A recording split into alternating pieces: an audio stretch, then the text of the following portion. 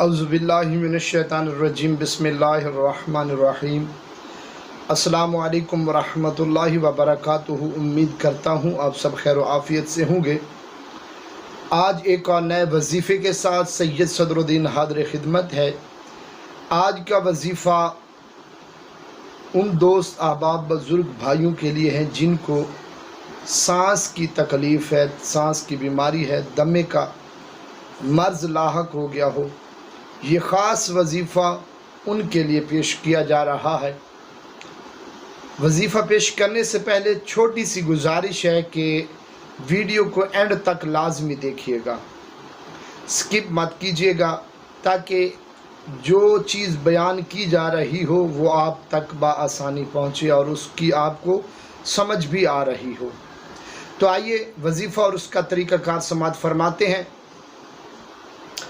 وظیفہ ہے سورہ التکویر پارہ نمبر 29 میں آیت نمبر 18، بسم اللہ الرحمن الرحیم والصبح اذا تنفس۔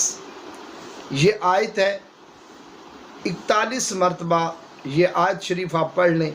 اس کے ساتھ ساتھ اس میں باری تعالیٰ یا شافیو 391 مرتبہ پڑھ لیں۔ اول و آخر 11 مرتبہ درود شریف جو آپ کو یاد ہو وہ آپ پڑھ لیں۔ پڑھنے کے بعد پانی کے اوپر پھونک ماریں، وہ پانی آپ پیتے رہیں۔ 21 روز کا یہ عمل ہے، 11 دن کے 2 عمل کر سکتے ہیں۔